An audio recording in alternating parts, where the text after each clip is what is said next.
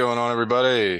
Welcome back to another episode of Steel City Boys. Your host, Zach. This is Jared, coming to you live from the beach in the studio. Yep, and I'm still in that beautiful city of Pittsburgh as the weather's changed into fall. It's a little depressing, but I got to be honest, I'm ready for it. Yeah, no, I feel that. I wish I was at the beach right now. It's just a background, dude. Like, Oh, that's what? what? That's where, like, oh man, I haven't been to the beach in like forever. Yeah, it's we're definitely gonna miss that because we all know that the Pittsburgh winters are brutal. It's snowy, it's cold, and then all that snow turns into slush, and you just go into work just wet and miserable. So can't wait. Yeah, it's no bueno. No fun. I mean, we didn't even have a bad winter last winter though, No, very mild. which like, yeah, that scares me for this one because that means like I feel like there's gonna just be 6 inches of snow first day of winter, Right. snowstorms. We had that one shit day. It was like -10. You remember that? Yeah, that was absolutely miserable. That was the coldest it got, and then it was just like fine afterwards. I know all you want to do in the winter is like eat your feelings away, find some type of warm area, put some like bad Christmas movies on, and just like sleep for months until it's all over. I'm like, yeah, just drink, watch Right. football. Yeah, just wake me up when it's over. Yeah, dude, I hate the winter, dude. That's definitely my least favorite time of the year. Fall is the Yeah. best. Like I'm loving this weather right now. Yeah, right from that transition to summer to fall, it's nice. Like the leaves are falling, things are changing, but the weather's still good. So you're like, I'm not depressed yet, but I know it's coming. Oh yeah, that winter, the seasonal depression. That's definitely a thing. Oh yeah. It's yeah, but I mean, I'm enjoying fall while it lasts, dude. I'm just so happy like football's back. The Pittsburgh Pirates, like, dude, I know like this is some important news. It's their last game of the year today. Ooh, can't wait. What a shit team, dude. I went to that game on Friday. Like, obviously, I don't follow them that much. I go for the food and the scenery. Yeah. They were up 3-0, and Josh Bell, bases loaded, like cracks like a double or whatever it's called, and like he drives 2 runs home. I'm just sitting there thinking, like, yeah, nice going, Bob Nutting. Like, Right. remember Josh Bell? Like, he was Yeah. huge, dude. He could hit too, and like, case in point, see the Pittsburgh Pirates. It's like the cycle is you go there, you get good for like 5 years, develop a little bit, and then they trade you away to a team, and then you see that same person, like, oh, he used to play for the Pirates when you're watching the World Series. Right. It's all about that profit sharing because that Bob Nutting, he gets paid how successful the MLB does. He doesn't necessarily get paid on how successful the Pirates do. So he can pay his whole team like shit, but he's still going to turn millions of profit. So it's just a business. But the funny thing was, I was in Chicago when they played the Cubs a couple weeks ago, and our right fielder was on his phone every inning. Between innings, he would check his phone and then put it in his back pocket. It was ridiculous. I'm pretty sure they like there's a rule against that in the MLB. You can't like have your phone out. He definitely did. That's He definitely amazing, did. dude. That just like goes to show the Pirates like how much of a joke they are, dude. Agreed. Like you'd think like the manager too would be like, hey, like don't effing do that. But He doesn't give a shit. no, I mean, like you said, I mean, Bob Nutting's all in it for the profit. Like he spent all this money on a big screen, like at PNC Park, and that was like his big announcement in the off season. Like, oh, okay, cool. Like, it's not like we need players desperately or anything. No. But hey, at least he got a new billboard. I'm psyched. Yeah, thanks, man. I love you. Can't Yeah, wait. right. Oh yeah. Enough about those pirates though. They're toxic. We need Yeah. to just Ah, remove them from the city. right. Perfect segue. Yeah, honestly, and that's, what the segment's going to be today about is addition by subtraction. I mean, we appreciate everybody coming back in. If you haven't done so already, again, go ahead and like it, hit that like and subscribe button. Yeah, I mean, really, we're going to just be discussing about talking more about transformative, how you can remove toxic people from your life. Um, You know, hey, let's be real. We all encounter those individuals in our lives, but not all of them contribute positively. So today we're going to explore that. Sometimes removing some certain people from your life can lead to really a lot of growth and happiness. I mean, I've definitely, I know Jared, you can probably relate to this. I mean, it's one of the hardest things to do when you have a friendship, quote unquote, to say, and or a person or relationship you think is so good for you, but then they really just show your true colors, and you're questioning your worth more than you are anything, and they're just driving you nuts. It's one of the hardest things, but also I think crucial and very, very important to do. I mean, if you want to get to where you want to be in life, I think you got to trim the fat, so to say. Yeah, I agree. I think as you get older too, when you first start off as like a teenager or college, I think your peers mean a lot to you. So they have more influence over you than your family or other things. Like you're constantly wanting to have approval with your peer group or your friends, and it means a lot. And it almost takes over so much that you don't realize what a toxic relationship is. Toxic relationship with a partner or even a friendship. And I think as you grow older, you understand, okay, maybe these people don't have the best intentions in mind for me. And that comes with maturity. But some things that you need to watch out for is people constantly trying to cut you down when you're trying to be successful or trying new things or having goals or trying to better yourself.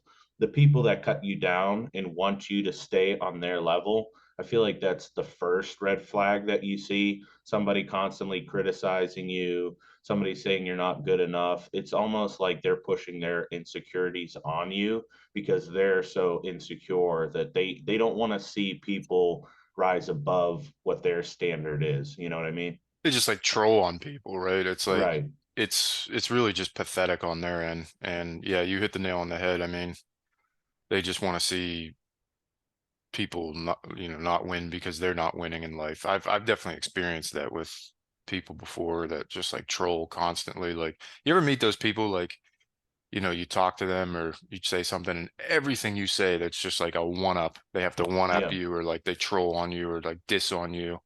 And My family has a term for that. We call them one uppers. Everything you say, they have to one up the story you just told.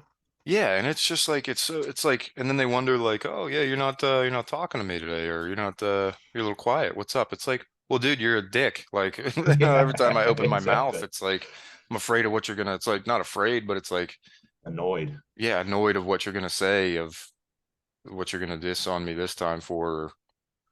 It's just like it's so weird. Right. And those one uppers, there's a sense of insecurity that comes from that, but also they've been doing that for so long, it becomes autopilot. Like some people don't even know how to have a conversation without always one upping. You could be like, "Oh, I won $1 million at the lottery," and one uppers just like, "I remember when I won 5 million." It's like they don't even know how to have a normal conversation, or a lot of people don't know how to say like, "Oh, congrats, man, that's awesome," or whatever you're up to, that's great. Keep doing what you're doing. Yeah, like, or nice, cool, like, good for you, like, something like that. It's like, you don't need your 2 cents on everything. And there's one thing for, if you have like a mentor or a good friend that holds you accountable and like really pushes you and like says like, hey, like, you got this, champ, like, but got to get your shit together. It's like, that's like Hmm. different. That's like, a friend that's like actually coming with like good intentions, that like wants, or a coach or somebody, a mentor that actually wants to see you win. So I mean, I'm all for the constructive feedback and coaching, and you know but when it's like a Yeah. constant troll of like just personal shit, it's like it's uncalled for. Like, Right. No, and I agree. And I love that point you made because I think the important factor that you need to see or determine if this person's being toxic or it's a little bit of tough love, you need to determine where is that person's like influence coming or what do they gain? If I say, "Hey Zach, like you need to get your life together, let's work out, you've been in the rut, like let's start moving, let's get excited." Like I have nothing to gain besides help you. But somebody who cuts you down, or somebody who's just an asshole who is like, hey, you're a piece of shit or you'll never make anything, their personal gain is obviously tearing you down to build them up. So I think it's important that you define. I think that we just lose Zach. No, no, I'm still here. I'm Okay. totally listening to you. I Hoodie off there because I was sweating bullets. Yeah, I'm Okay. getting into it here. Yeah, getting me all fired. Getting fired up, but it's where does their interest lie, and that's important with everything, especially with that kind of determining, is this person being toxic or tough love. If my interest is like I care for you but I need to push you, great. But if my other interest is just being toxic to hate on you, well, then that's kind of the defining lie, or line, as I should say.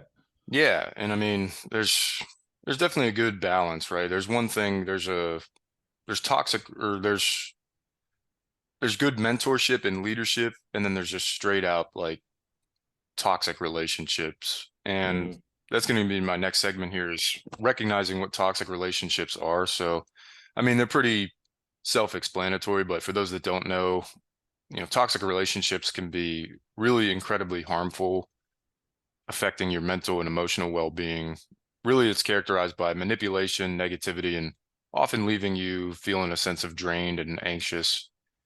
And some of the red flags to identify include like constant criticism, like we just talked about, like constant trolling. That's not effective. Like you said, there's one thing to say, all right, hey, Zach, like, look, you got this, buddy. Like, I'm your friend. I want to see you win. Like, you got to get your shit together because I know you're better than this. right. Yeah, Another thing too about the emotional toll or a toxic relationship, and like we discussed before, I think it's important to recognize that even though you have a past with these people, say you were dating them in college or high school, and you start to grow, and maybe you didn't have the maturity to understand like this is not a good relationship, or we've grown and grown our separate ways. It's important to appreciate the past, but not get attached by the past. And what I mean is, you don't need to stay with somebody just because you had a lot of good memories or a lot of good experiences. If that was in the past, but this relationship or friendship is going in the toilet fast, don't let those memories hold you to stick with them. You know what I mean? It's like we absolutely. emotionally get attached of the past, but we're not seeing what's in front of us. Absolutely no. I mean, I've over the years, man, definitely have cut off quote unquote friends because they were just super toxic and like not good for my mental health. And, I just was not feeling good about them. They were not wanting to see me win. Yeah, they were like some kids I partied with in college, and that was like pretty much about it. And like that was really like the brunt end of our conversations. Like anytime I like was talking about like growth or bettering my life or anything like that, like some of them would just completely shit on it or like, roast you or like, I mean, like not all of them, obviously. Like I still have some great friends that I keep in touch with that, they're winning. I'm winning, that we're all loving each other. We all love to see each other win. Like those are the friendships you definitely keep around. But like you Right. said, I mean, it comes to a point where you hit the nail on the head. I like that is you're outgrowing that, like some of those certain trolls or some of those certain toxic friendships. Like Right. there's always I actually work with a guy currently who's like this. Um, but yeah, dude, he's a constant troll, dude. Oh my God. Like everything you do or say, it's like he's got to one up you or he's got to like because he feels better about himself. Like he disses on me for living in like a one bed apartment, but meantime he's like living in his parents' basement. It's Yeah. like okay. Like Not the best assessment, right? right. Yeah, like yeah, exactly. Like God, I mean this guy makes Jay Hammond look like an angel. Like let's put it that way. Like that's how much of a dick he is. Yeah. Like dude, if you got to look at yourself in the mirror at that point. Right. And I think there's too, like, guys, we tease and we shit on each other. Like, I enjoy that. I'd be a liar if I didn't say I do that. But I think there comes to a certain point where you talk smack or you tease the other guy, but then you get serious and you're like, no, that's great, man. Like, I hope you have to do what you need to do to better yourself. Like, I'm all for you. And the other thing too is though you got to watch out for people who manipulate you. Some people